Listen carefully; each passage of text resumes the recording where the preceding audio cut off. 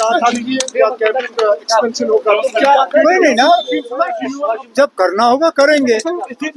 आप लोग इतने बेफिक्र क्यों हो?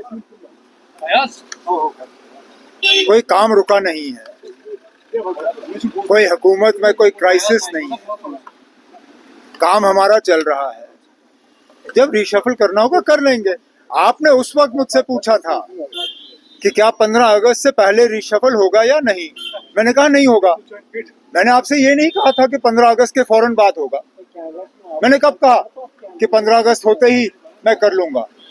मैंने आपसे सिर्फ इतना ही कहा था कि 15 अगस्त से पहले जो है ये नहीं होगा। अब कब होगा, किन हालात में होगा, या मुझ पे छोड़ दीजिए ना। सर पावर टेरिफ को लेकर आप पर निशाना साधा जा रहा है। आपको वादे जो जम्मू कश्मीर की अपोजिशन जमात है वो दिला रही है। तब हमने कब कहा कि बिजली के रेट जो है वो बढ़ेंगे? नहीं। हमने कहा था कि सबसे ज्यादा गरीब जो लोग हैं, सबसे ज्यादा जिनको जरूरत है, उनको हम 200 यूनिट जो है मुफ्त देंगे।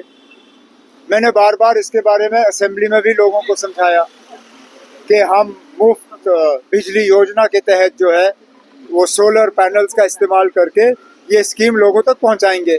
बिजली की कीमत में और इस स्कीम में कोई मेल नहीं है। जिनको हमें मुफ्त बिजली फराहम करनी है उनको हम मुफ्त बिजली फराहम करते रहेंगे, लेकिन जो मुझ पे उंगली उठाते हैं उन्हें याद रखना चाहिए कि उन्होंने भी कभी कभार यहाँ हुकूमतें की हैं। उनकी हुकूमत के दौरान 14% से ज्यादा बिजली का रेट जो है वो बढ़ा। उस वक्त उनको नहीं लगा कि ये नाइंसाफी है। 4 साल पहले 15% बिजली के रेट में जो है इजाफा हुआ। उस वक्त भी बीजेपी वाले खामोश रहे। हमने सिर्फ 6% जो है बिजली की कीमत बढ़ाई, वो भी 4 साल के बाद।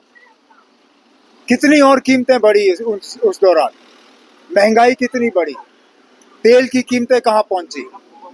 जो बाजार से आप सामान खरीदते हो उनकी कीमतें कहाँ पहुंची?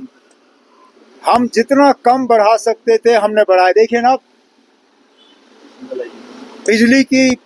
बिजली का ये रेट बढ़ा के हम कोई खुशी नहीं मना रहे हैं, ये हमारी मजबूरी थी। और जैसे जैसे बिजली में हमारे लॉसेस जो हैं वो कम होते जाएंगे, उतना हमें ऐसे कदम जो है उठाने की जरूरत नहीं पड़ेगी।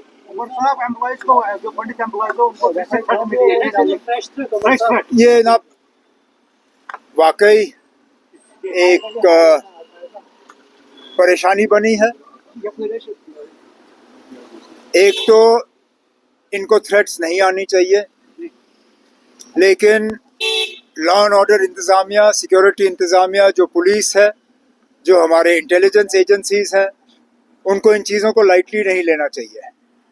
उनको पूरी पेशरफ्त करनी चाहिए कि ये थ्रेट्स कहाँ से आ रहे हैं, और जितने भी हमारे एम्प्लॉयज़ हैं उनको हिफाजत में रखना, उन्हें सुरक्षित रखना, ये पुलिस की एक बहुत बड़ी जिम्मेदारी है।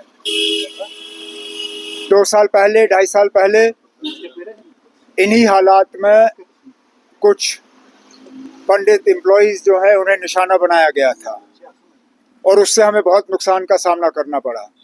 तो मेरी तो, क्योंकि ये हमारी डायरेक्ट जिम्मेदारी है नहीं, ये जिम्मेदारी ऑनरेबल एलजी साहब संभालते हैं।